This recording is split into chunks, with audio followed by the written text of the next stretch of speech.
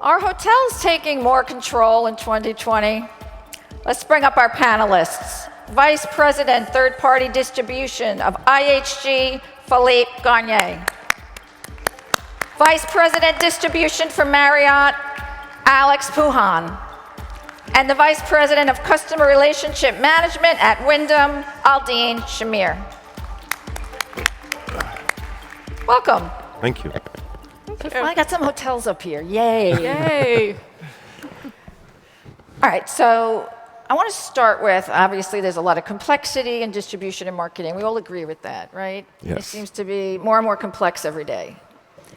So how do you best manage multiple channels to make the best decisions for your properties, but also for the brand? So you need to put folks at your properties, you need to fill the beds, but then you also are working for the brand. And sometimes that's conflicting, correct? Now, I know it's a loaded question, and let's try to keep the answers short, and we'll dig in as the day goes on. So do you want to start, Philippe? Sure. Thanks for the question. As far as we're concerned at IHG, we're fairly clear, I think, in the sense that we prefer customers to book through our direct channels, be they the web or the app or the call centers, but equally, third parties can add value when properly managed. And so it's just a question of having a mixed approach and an omni-channel strategy. Make it sound so simple. Well, it is complex. It's getting more and more complex every day. But I think if you've got the clarity of saying that it's not good, bad, it's really about the added value that each channel represents. And again, we do prefer customers to book through our direct channels. But when third parties add value, we're quite happy to engage with them as well. Alex? Yeah, that may sound a little bit basic, but it's really important that we are not conflicted about our objectives, and we shouldn't feel bad about our objectives. And as Philippe says, our objective, of course, is driving as many customers as possible through our direct channels. However, if you are not clear on your objectives, you can't find guidelines upon which you build third-party relationships. And if you're clear about that, then it becomes a question of not channel cost, but customer acquisition cost. Because sometimes it may make sense to acquire certain customers through a third party versus through a direct channels. And that's really the secret sauce and distribution strategy, if you think about it. But you need to be clear on the objectives. That's the Yes. key, and everybody needs to be clear. Exactly. And I can talk for another 30 minutes about these objectives if you want me to, but that's obviously something very important. Okay. Aldine? Yep. And I think for us, for Wyndham, with such a large presence in the economy and mid-scale space, it's really critical for us to be out there in a multiple of channels, both our direct channels as well as our indirect channels. So we are getting our inventory out there in front of our guests. We work really hard to balance the awareness of our products, but maximizing the profitability of each channel. So it's actually not a surprise that we are also pushing for more direct channels, and we've really focused over the last several months on how we leverage our loyalty rates in order to do that. In addition, with the evolution of our loyalty program that launched back in April, that has become a key lever for us to really engage customers, really help them understand the value proposition of Wyndham Rewards that actually transcend all of our brands. And for us, it's a win from both a marketing and awareness perspective, and also a win for our franchisees because we are able to fill their rooms with a lower acquisition cost. So it's really about their balance, the balance of that, and as we are getting in more guests from other distribution channels, how do we leverage those key inflection points to really transition them to the loyalty program where we can build value over time and encourage them to come directly to us. And you hit on a lot of topics that, yes, Philippe. I was just thinking of adding something. I wish I had recorded Glenn Fogel yesterday, and I hope he had a good night, in his room at the hotel. But I wish I had recorded him because I heard. We have a recording of it, so. Okay, we can check. So I think I heard him say very clearly that he also preferred to distribute directly, right? So. Well, of course. Yeah, So I think distribution for everybody is about maximizing your distribution reach while minimizing your costs. Yep. So you mentioned, Glenn, but OTAs in general. And OTAs for years have been the boogeyman in the hospitality space. But lately there seems to be a different tone, especially with Marriott, right? I mean, you've really made some deals with Expedia, having a better relationship. I think negotiations are going better. So are we still in a battle with OTAs? Because like you said, they also want to build a direct business. So you have kind of conflicting interests, and of course you have lots of similar interests. Is that overblown that there's a battle between hotels and OTAs? Philippe, I'm nodding. I was trying to remember, I think the first Phocuswright conference I attended must have been in 2005. It's almost like there's been a continuum of, I think it's great for the headlines, but I think it goes back to what the distribution strategy is and what products you're selling. Obviously we're talking technology, but in the end we're talking about experiences. And the great benefit we have is to have amazing brands. Did you know that IHG has got 16 amazing brands? Did you know that the Intercontinental brand started in 1946 when Juan Trippe, the president of Panam, was flying Americans in luxury throughout the globe, decided to put hotels on the other end for them to have somewhere to stay? That's pretty cool. So having a history, having brands that resonate, I think, and obviously delivering experiences is what the business we're in. So let me start saying Marriott actually never really participated in the public rhetoric, despite the fact a lot of headlines were written with the Marriott brand name about OTAs against hotel brands and vice versa. But at the end of the day, in all our relationships with OTAs or any business partner, we have been very transparent about what these guiding principles are upon which a partnership should be built. And we're not hiding these principles. We're very clear that we don't want to have any relationship that prevents us from differentiating our direct channels, that we want to have full control when and where our inventory is being displayed. And of course, we want to improve profitability for our hotels, but it can come in many different ways. And if you're very clear about that and honest and open your relationship, it opens up the ability to think beyond the distribution aspect of this relationship and think about strategic issues in the industry as well as strategic issues for Marriott that we can solve together. And the wholesale relationship that we have built with EPS, which is the B2B part of Expedia, is really representing the shift in thinking where we're leveraging partners for the ability to be a vendor, a technology partner, a solution provider for something that is creating a lot of inefficiency in industry. And I think when you get mentally there, it opens up so many more opportunities. It doesn't mean that we are softening our approach in terms of booking direct. We are very aggressive about it. We are not apologetic about it. But we think in broader than just the pure distribution aspect of our traditional relationships. But a big part of this, right, is recognizing who is your incremental customer versus that customer is going to come direct. Exactly. And for us, the OTAs, we still feel like are delivering incremental customers that we may not ordinarily be able to reach through our direct channels. So in a lot of ways, we do see it as a partnership, and we are working with the scale of our business to really try to negotiate the commission rates to reduce the cost of sale. But to the extent that it is delivering to us incremental guests that we may not have reached otherwise, it's still an important channel for us to continue to fill beds for our hotel owners and drive occupancy, which is a really important part of our strategy. So for years, rate parity was supposed to mean that we had the similar rate through the direct channel versus the OTA channel. And over the past maybe 3 years or 2 or 3 years, now we have loyalty rates, so that as a member to the loyalty program for whether it's Wyndham or IHG or Marriott, I might get 3%, 4%, I might get some money off on that deal. How, of course, it's been analyzed to death about whether or not this is profitable. What happens when is it just low-hanging fruit and you're just getting someone who might be traveling once a year just getting a discount? Are you attracting your loyal customers who would have just paid full rate? Or are you really getting new business?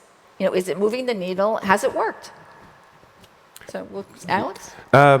Yes, there's a lot of things written about it. There are studies and how much member rates may impact profitability of the hotels. Obviously, I can only speak for Marriott. None of this stuff is true, at least not true for Marriott. Of course, you have an opportunistic one-time traveler that may sign up for a Marriott Bonvoy and get a member rate that otherwise wouldn't have happened. Of course, you have that. But in the mix of all these bookings, what's really happened is that member rates helped us in 3 different ways. Number one, it really helped us to increase the number of Bonvoy members and increase the basis of contactable customers in our database. Secondly, it really increased the direct channel penetration amongst our basic member, which are the entry level of our members, right? There's no question about the fact that the elite members are very loyal, and we're treating elite members very carefully with the utmost respect. But basic members are shopping a little bit more around, and we want to make sure that we have a value proposition for them as well, and to make them even more brand loyal over time. And last but not least, what really helped with the member rates is what we call the reactivation of maybe dormant members. We do have, I think every hotel chain has some sort of metrics that measures the return rate of a loyalty member in their life cycle. And we have seen after member rates have been started that the reactivation, we call it, of some of those loyalty members increased dramatically. So it has a very interesting network effect, and overall has been very positive to Marriott. Okay. The member rates are here to stay at Marriott. They're here to stay at Marriott, yeah. And so the question is, does it work? And the answer is yes, because you know what? If it didn't, we wouldn't still be doing it. And besides... But at what cost? Well, the costs are pretty clear, just like you said, 3-4%. But as a customer, you get a tangible benefit. And besides, it's an opportunity for us to redefine what the loyalty program is about, right? It's not just points anymore.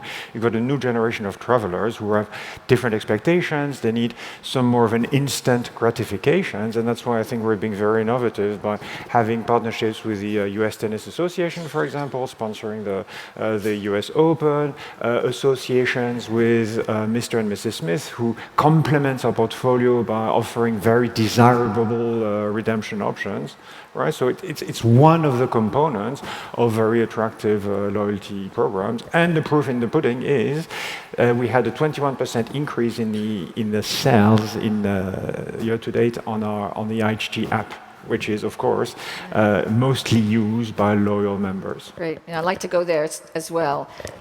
Yeah, and just to add, as we think about the lifetime value of our members who are booking the loyalty rate, what we are actually seeing is those that are booking the loyalty rate are coming back at a increasing frequency as well as spending more. So from that perspective, we've really seen it move the needle on LTV and profitability, and they are coming back at a lower cost. In addition, it has been a really valuable acquisition tool for us. So part of our strategy is to really own the customer, and a big point of entry for that is to get them to come in through a loyalty rate, and then we have a pretty robust CRM strategy around at each inflection point of the life cycle. How do we build value of the Wyndham Rewards program? How do we, with the new enhancements that we made to the evolution of our program, show them how they could get to free nights faster, leverage points and cash options, and the utility of those points are available right away. So looking at that ecosystem of how we're thinking about loyalty and as a lever to drive the direct bookings, all of those in concerts have really helped us think about how to move the needle in that space. Do you think loyalty programs need a revamp? I mean, is this something you're thinking about every day, and how? So we have been thinking about that pretty intently for the last 18 months. So about 16 months ago, we embarked on a really comprehensive journey to really imagine the evolution of the Wyndham Rewards program. And we really made a concerted effort to really put the member and the prospective member at the heart of everything we do. So we actually hit the streets, traveled the country, had focus groups with both prospects, with members, members did a lot of quantitative analysis to really find out what our members were looking for, and three big themes arised around attainability, so be able to get to free nights faster. Prior, we had a single night redemption tier at 15,000 points. Flexibility, so the ability to earn and redeem at different points values. And really interestingly, members wanted a way to earn and burn points for everyday spend in different ways. So the way that we really reconstructed the program was about how do we meet the unique needs of those members to really go out in the market with something that has really resonated and put the customer at the heart of what we're doing. Alex, I do agree with that. I do agree with you. Obviously, loyalty programs continue to evolve every single day, and I think what you just explained is very representative in industry. And obviously, Marriott went through a massive transformation of our loyalty programs into one unique program, which is Marriott Bonvoy. And we also have to challenge ourselves to make this program more than just a points earning and points burning platform. And the way we do that is actually providing unique experiences. So through the mobile application that obviously is available to everybody, but it's a little bit easier to use if you're a Bonvoy member, which allows consumers to mobile check-in, mobile check-out, mobile key, F&B ordering via your mobile phone. You can chat with the front desk through your mobile app. We also have launched over the last year or so, I would say, a tours and attraction program that for the most part is not unique, but there are thousands and thousands of tours and attractions components in there that are uniquely accessible only for our loyalty members that nobody can get anywhere else, which really adds more to the exclusivity component of the program. And last but not least, we just launched a program called Eat Around Town, which allows loyalty members to wine and dine in restaurants in their city that participate in these programs and earn points as a result of it. So the key is to make a loyalty program part of everybody's life, beyond the Marriott hotel stay, and even using it and benefiting from it when you just go out for dinner in your hometown. And that really drives the emotional connection to our members on a day-to-day basis. Okay. So emotional connection, and that's really, like you said, important. It's more about when you're at the journey, when you're at the destination. It's not just in the hotel room to request extra hangers or towels. Is that something also at IHG? Because it seems to make a lot of sense to if I'm going to download the app for some utility, that I use it for something else as well, perhaps to order food or perhaps to look for local tours and activities. Yeah, so we've got some great features already. One I think which is pretty unique, which is if you are a member of the IHG Rewards Club and you check in into a hotel, you can actually connect to the Wi-Fi with one click only. No name, no room number, just one click. That's pretty cool. And then we have many new enhancements. I think IHG is taking the lead because we've just launched a brand new central reservation system built by our partners at Amadeus, which is cloud-based web services, which today does the same thing as Holidex, which lasted from 1965 to 2018. So we've got a brand new system that today does the exact same thing as the old system, but from now we're going to be able to build functionality upon functionality. And so then really looking at what makes a difference for members, loyal customers of Rewards Club. So things like check-in, check-out, use your device as an entry point to the room and so on. Do you see tours and activities as something that is adding incremental value?